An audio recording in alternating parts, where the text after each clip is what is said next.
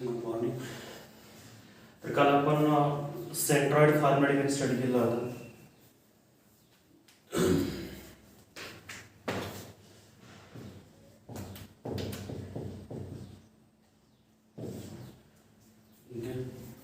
तर काय होता सेंट्रॉइड फॉर्म्युला कालचा आपला? सेंट्रॉइड फॉर्म्युला जर आपला आयडेंटिटी काढायचं असेल तर x, y is equal two bracket x1 plus x2 plus x3 divide by 3 comma y1 plus y2 plus y3 divide by 3. Okay, हा फॉर्म्युला घेतला होता आणि आपली 5.2 पर्यंतची जी काही स्वाध्याय आहे तो या ठिकाणी पूर्ण झालेली होती. ओके, तर आता या ठिकाणी आपण जाणार आहोत स्लोपकडं. ओके, तर स्लोप बद्दलची आपण थोडक्यात स्टडी याच्या माध्यमाने या ठिकाणी आपण करणार आहोत. ओके,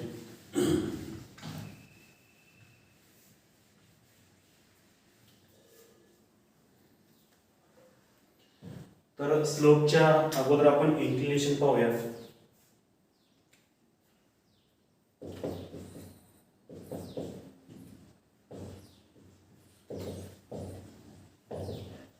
इन्क्लिनेशन म्हणजे उतार म्हणतो आपण आणि स्लोप म्हणजे चढ.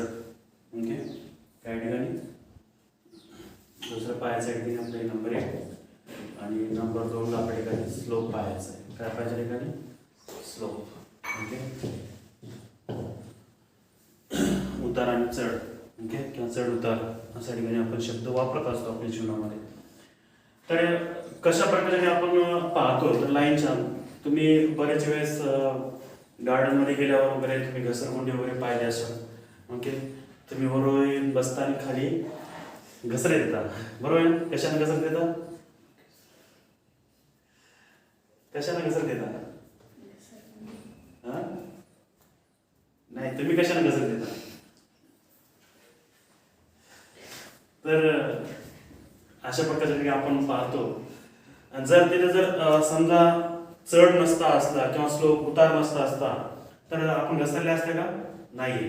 म्हणजे किंवा अनेक पर्वत पाहतो आपण, अनेक मोठे मोठे हिमालय पाहतो किंवा माळ पाहतो, उंच ठिकाणं पाहतो, त्या ठिकाणी चढ उतार असतोच, बरोबर आहे ना? किंवा रस्ता पाहतो, तुम्ही इथून घरापर्यंत जाईपर्यंत रस्ता साफ आहे का? नाही, थोडाफार का असणार, कुठं चढ आहे, कुठं उतार आहे, कुठं चढ आहे, कुठं उतार आहे, कुठं खड्डाच आहे, कुठं पाणीच आहे, बरोबर आहे ना? कुठं नालाच आहे. अशा अनेक गोष्टी या ठिकाणी आपला पाहता येतात.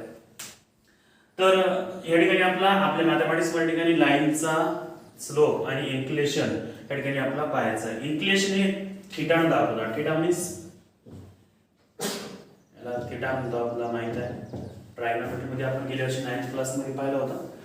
ओके, थिटा हे अँगल इंडिकेट करण्यासाठी आपण वापरत असतो. इट इज डिनोटेड ॲज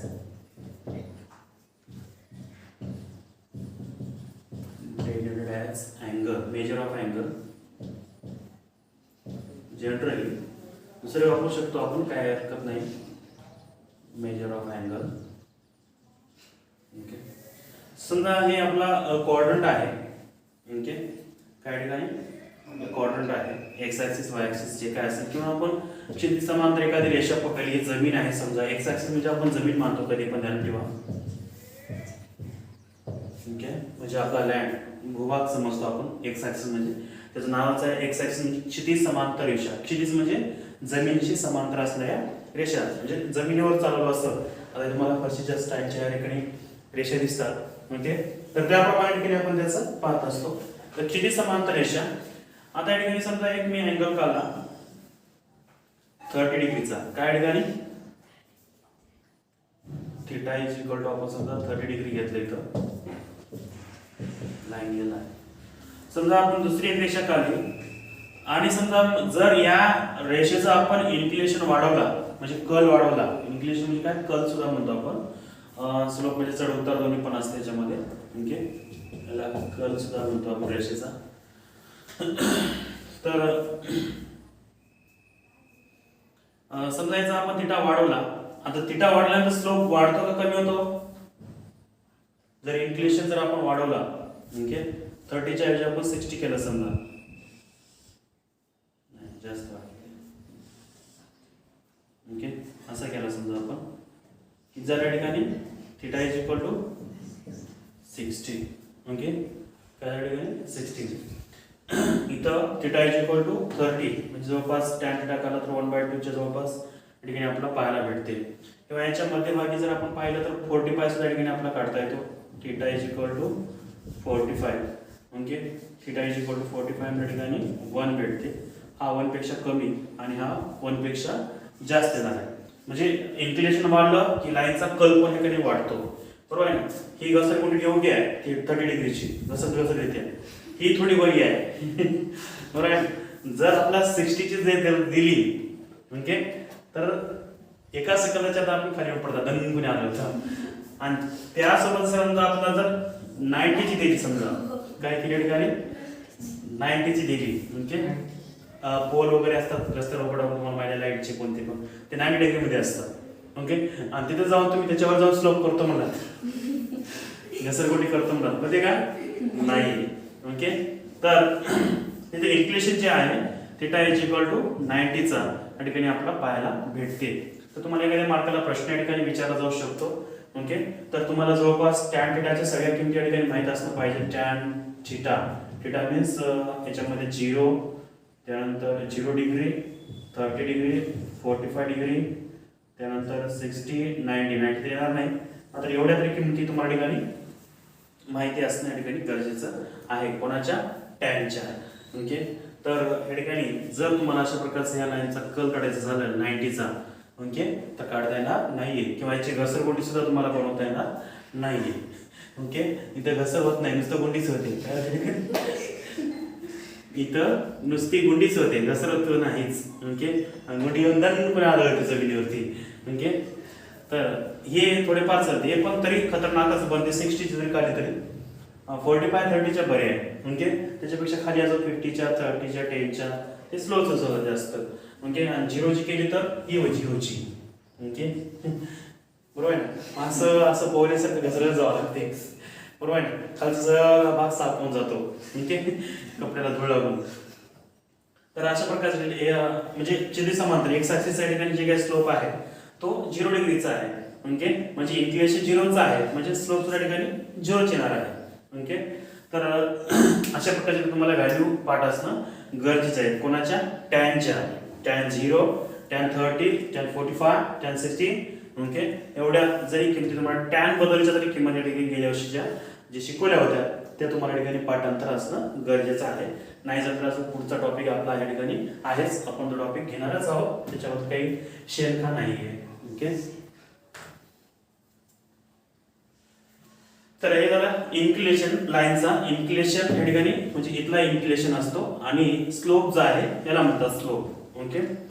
इथल्या अँगलला काय म्हणतात इन्क्लिनेशन म्हणतात, त्याचा कल रेस कुणीकडे झुकायली, इकडे झुकायली का इकडे झुकायली त्या कल म्हणतात. आणि त्याच्यामुळे जे काही निर्माण होतो हा त्याचा चढ उतार ओके ओके तो वाढतो का कमी होतो ह्या कोणावर डिपेंड्स करते, इन्क्लिनेशनवर डिपेंड्स करते. कोणावरती इन्क्लिनेशन या ठिकाणी अँगल त्याचा कल, त्या रेषेचा कल ठरवतो किती रेषेचा स्लोप काय असणार आहे ओके. मग तुम्ही जर मोजताना इथं अँगल बरोबर घेतला तर इन्क्लिनेशन त्याच टाइप मध्ये तुम्हाला पाहायला भेटतो ओके. मग ठीक आहे, ज्यावेळेस एखादी रेषा एक्स ऍक्सिसला समांतर असेल तर त्या रेषेचा डायरेक्ट आपल्याला स्लोप सांगता येतो, थिटा माहित असेल तर. मग ज्यावेळेस आपल्याला थिटा माहित नाही, कुठले तर 2 पॉइंट माहित आहेत ओके, काय ठिकाणी कुठले तरी 2 पॉइंट माहित आहेत तर त्यावेळेस त्या रेषेचा स्लोप कसा काढायचा ओके.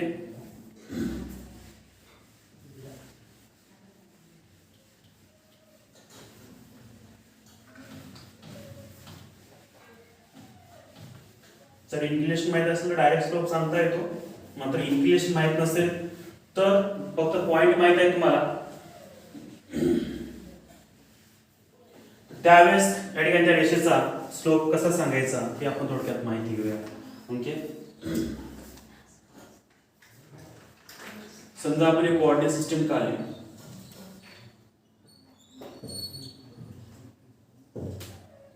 आणि स्लोपचा जनरली फॉर्म्युला असतो slope is equal to vertical distance divide by vertically distance divided by horizontal distance. Okay, त्या ठिकाणी vertical distance divide by horizontal distance. ठीक आहे. तर आपण समजा एक एक्स ॲक्सिस काढला तुमचा, हा वाय ॲक्सिस आहे, तुम्हाला माहितीच आहे गेल्या वर्षीपासून. वाय ॲक्सिस हा एक्स डॅश, हा वाय डॅश 0, हे एक्स कॉमा वाय काहीतरी असणार एक पॉईंट. इथं कुठेतरी एक अशी रेषा आहे समजा, त्या ठिकाणी काहीतरी रेषा आहे तुम्हाला दाखवली. मग तुम्हाला विचारलं की या लाईनचा स्लोप काय, म्हणजे ह्या रेषेचा चढ किंवा उतार काय, असा प्रश्न तुम्हाला ठिकाणी विचारण्यात आला. कसं करणार आहोत, तर याचं काय करून घेऊया आपण, ट्रायंगल तयार करून घेऊया. काय करून घेऊया ठिकाणी, अशा प्रकारच्या ठिकाणी ट्रायंगल तयार करून घेऊया. तर इथले समजा पॉईंट त्यांना आपल्याला काहीतरी दिले x1, y1 आणि इथले पॉईंट काहीतरी समजा x2, y2. आपल्याला दोन्ही पॉईंट दिल्या ठिकाणी बी, इथं आपण काहीतरी सी बघूया. तर आपला AB चा स्लोप काढायचा आहे. ओके, काय करायचं ठिकाणी आपला AB चा स्लोप काढायचा. तुम्हाला बघा कुठतरी अशी ट्रेस दाखवली किंवा दोन कोऑर्डिनेट दिले, पॉईंट दिले, इथला P आणि Q समजा काही असेल. ओके, इथे तुम्हाला P x1 y1 आणि इथला x2 y2 एवढंच माहित आहे. तर अशा वेळेस त्या रेषेच्या ठिकाणी आपला स्लोप सांगायचा आहे. काय करायचं ठिकाणी, त्या रेषेचा स्लोप सांगायचा आहे. मग कशा प्रकारचा आपण त्याचा स्लोप सांगू शकतो, तर स्लोपचा जनरली फॉर्म्युला असतो vertical distance divide by horizontal distance. Okay, मग आपल्या इथं वर्टिकल डिस्टन्स कोण आहे आणि हॉरिझॉन्टल डिस्टन्स कोण आहे ते काढून घ्यावं लागलं आपल्याला. ओके, आता इथे तुम्हाला माहित आहे हा x1 आहे आणि हा x2 आहे. ओके, म्हणजे आपल्या इथला एवढा अंतर काढायचं आहे. ओके, म्हणजे x काढायचं आहे आपल्याला. कसं काढतो आपण, x पाठीमागे काढायला शिकतो आपण. ओके, हे x ऍक्सिस अंतर आहे, तर आपल्या ठिकाणी काढायचं आहे. कसं काढतो आपण, x2 x1 डिस्टन्स फॉर्म्युला मध्ये पाहिलं होतं आपण. ओके, डिस्टन्स फॉर्म्युला होता आपला in root. Okay, x2 x1 whole square plus y2 y1 चा whole square. Okay, it is means that हा x स्क्वेअर प्लस हा y स्क्वेअर, म्हणजे हे x ची व्हॅल्यू आहे आणि ही y ची व्हॅल्यू आहे. ओके, मग त्याचप्रमाणे ठिकाणी मला समजा आपण सुरुवातीला जाऊया त्या ठिकाणी let m be the slope of line, नाव लाईन नाव देऊया आपण AB. ओके, आपण त्या लाईनचा स्लोप काय पकडला ठिकाणी AB पकडला. And coordinate of A and B, coordinate of A and B ये x1, y1 and B x2, y2. Okay, असं पकडलं आपण. मग आपण AC is equal to x is equal to x2 x1, बरोबर आहे ना. इथला अंतर म्हणजे काय, या ठिकाणी AC चं अंतर म्हणजे काय, x2 म्हणून काय करायचं, समजा इथं 5 असेल, समजा इथं 3 आहे आणि इथं 7 आहे समजा. ओके, काय ठिकाणी इथं 5 आहे आणि इथं 7 आहे. मग इथलं अंतर किती आलं, मग 7 - 3, म्हणजे या ठिकाणी ह्याला x1 म्हणलं, ह्याला आपण x2 म्हणलं. 7 - 3 केलं तर किती आलं ठिकाणी 4. ओके, तर अशा प्रकारच्या ठिकाणी आपण काढू शकतो. त्यानंतर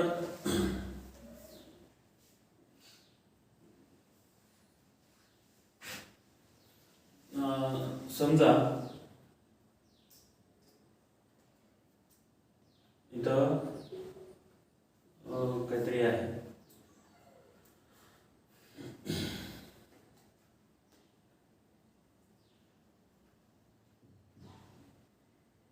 5,7 आहे समजा इथं. नाही,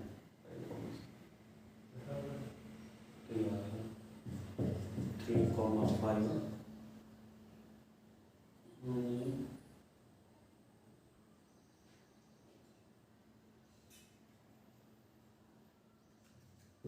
7,7 असं काहीतरी आहे समजा. ओके, खाली साधा आलेच आहे. तर या ठिकाणी जर याचं आपण अंतर काढलं तर 7 - 3 आलाय, बरोबर आहे 4. त्यानंतर आपण बीसीचं पण अंतर काढून घेऊया, बरोबर आहे ना. बीसी इज इक्वल टू, बीसीचं म्हणजे काय या ठिकाणी वाय, वाय म्हणजे y2 - y1. ओके, मग y2 - y1 किती आलं तुमच्या ठिकाणी 7 - 5, बरोबर आहे 2. ओके, मग आपला जनरली फॉर्म्युला काय व्हायचा,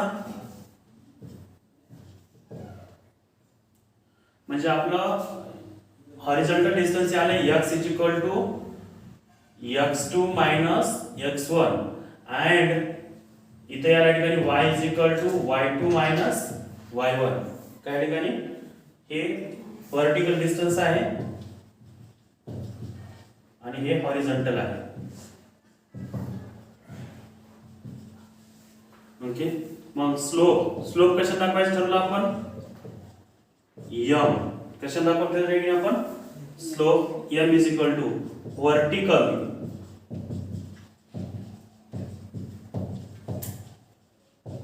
distance divided by horizontally distance. Okay, मग सगळा व्हर्टिकल डिस्टन्स काय ठिकाणी आपला y divide by x. y च्या ऐवजी काय दिलं तुम्हाला ठिकाणी y2 - y1 divide by x2 - x1. Okay, मग m is equal to slope of line, कुठल्याही लाईनचा जर आपला स्लोप काढायचा असेल, ओके, किंवा डायरेक्ट ab सुद्धा म्हणू शकतो तुम्ही, slope of ab is equal to y2 - y1 divide by x2 - x1.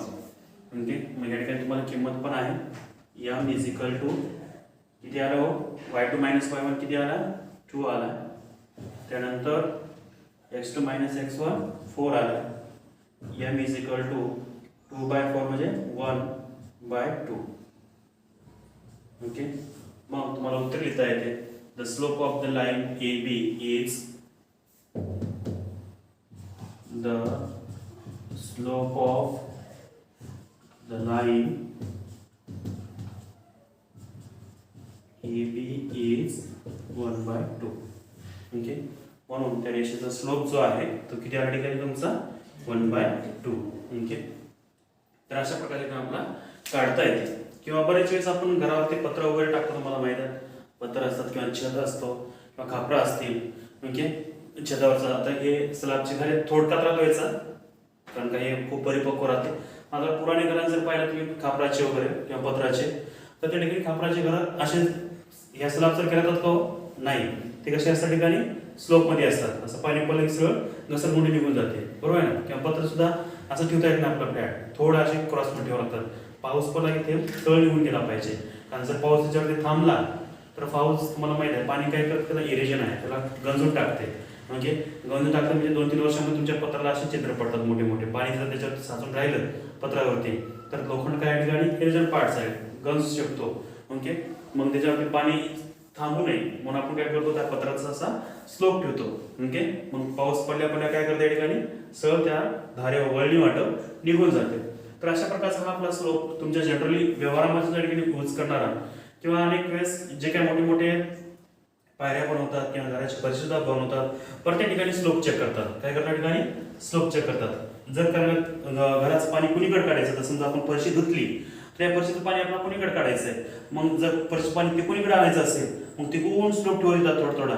Okay, mm मध्ये, ओके, मायक्रोमीटर मध्ये एकदम छोटासा. आणि इकडं जर कोणत्याला एक चित्र ठेवलं असेल पाणी जायचं आपलं, किंवा तो पाणी सगळं ते निघून जातं. किंवा आपल्या संडास बाथरूम आहे त्या बाथरूममध्ये सुद्धा स्लोप असतो, बारकाईने जाऊन बघा. ओके, एका साईडची फरशी थोडी उंच असते, एका साईडची थोडीशी खालच्या लेवलला असते. म्हणजे तिकडे पडलं पाणी सगळं त्याच्याकडे, ज्या ठिकाणी आपण त्याला 9 ड्रॉपचे ठेवायचा, 9 ड्रॉप म्हणतो आपण त्याचा, बरोबर ना, पाणी निघून जायचा, त्या ठिकाणी त्याचा उतार असतो. आणि मग त्या चढावाच्या ठिकाणी पडलेलं पाणी सरळ या ठिकाणी काय करतो, निघून जाते. म्हणजे गावाकडून आपल्या ठिकाणी स्लोप तुम्हाला भरपूर ठिकाणी या ठिकाणी पाहता येत असं काही नाही. मात्र आपल्याला त्या प्रकारे समजून घ्यावं लागेल आणि त्यानुसार त्याचा अभ्यास या ठिकाणी स्टडी आपला करावी लागेल. तर आपण जनरल या ठिकाणी डिस्टन्सचा स्लोपचा फॉर्म्युला या ठिकाणी आपण स्टडी केला. म्हणजे सोप्या भाषेमध्ये एवढं ध्यानात तुम्हाला ठिकाणी ठेवायचं आहे. बाकीचं काय राहील न राहील त्याचं काय अडचण नाही. आता तुम्हाला एवढी गोष्ट ठिकाणी ध्यानात ठेवायची आहे. Slope is equal to slope of line is equal to y2 minus y1 divide by x2 minus x1.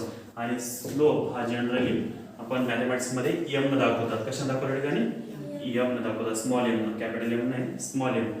Okay. आणि स्लोपचा फॉर्म्युला या ठिकाणी आपल्याकडे कोणत्या रेषेचा जर अशा प्रकारचे दोन कोऑर्डिनेट दिलेले असतील तर त्या रेषेचा या ठिकाणी आपला स्लोप काढता येतो. कशा प्रकारचा y2 minus y1 divide by x2 minus x1. Okay. याच्यामध्ये तुम्ही जनरली जरी असं केलं तर काय फरक पडणार नाही. y1 minus y2 divide by x1 minus x2 करायचं तर दोन्ही करा. ओके. काय फरक पडत नाही, एक करू नका. म्हणजे हा पण फॉर्म्युला तुम्हाला स्लोपचा कुठेतरी पाहायला भेटतो. सीबीएसई बुक्स वगैरे एक्स्ट्रा आवडून काढून बघितला तर चालते. ओके. y2 मायनस y1 आणि x2 मायनस x1 हा जरी ठेवा किंवा y1 minus y2 divide by x1 minus x2 दोन्हीपैकी कोणताही ठेवला तर काय अडचण मला जाणार नाही. मात्र जनरली आपल्या पुस्तकामध्ये स्टेट बोर्डमध्ये हाच फॉर्म्युला आपण वापरतो. कोणता y2 minus y1 divide by x2 minus x1. ठीक आहे. तर काल होमवर्क दिला होता, बरेच जणांनी होमवर्क केलेला नाहीये, करा. तर आपण उद्या याच्या पुढचे वेगवेगळ्या लाईनचे स्लोप काय असतात याच्याबद्दल स्टडी करूया. ओके. त्यानंतर उद्याच्या तासिकमध्ये आपण याच्यावरती होमवर्क थोडासा देऊया. आज फक्त एकच फॉर्म्युला आपण डिराइव्ह केला, तो पण स्लोप ऑफ लाईनचा. काय होता y2 minus y1 divide by x2 minus x1. म्हणजे it is a coordinate. Okay. दोन पॉईंट असतील कुठतरी a चा आणि b चा. त्याच्यामधला पहिल्याला x1 y1 पकडायचा आणि दुसऱ्याला x2 y2. मग y2 मधून y1 वजा करायचा आणि डिवाइड बाय x2 मधून x1 वजा करायचा. जे काही त्याचा आन्सर येईल तो त्या ठिकाणी त्या लाईनचा स्लोप असतो. ओके. आणि स्लोप नुसार तुम्हाला इंक्लिनेशन सांगता येते. ओके. आता जे काही या ठिकाणी 1/2 आलं तर 1/2 कितीची व्हॅल्यू आहे tan थीटा मध्ये जाऊन पाहिला तुम्ही. ओके. 30 ची आहे, 45 ची आहे, 0 ची आहे, कुठं आहे tan थीटा. त्यानुसार जर स्लोप माहित असेल तर इंक्लिनेशन सांगता येते. जर इंक्लिनेशन माहित असेल तर आपला स्लोप सांगता येते. म्हणजे दोन्हीकडे या ठिकाणी आपला जाता येते. आणि असे प्रश्न आपल्या एमसीक्यूच्या परीक्षेला वगैरे ठिकाणी चांगल्या प्रकारचे विचारले जाऊ शकतात. ओके. त्यासाठी फक्त ध्यानात ठेवा y2 minus y1 divide by x2 minus x1. Okay. धन्यवाद.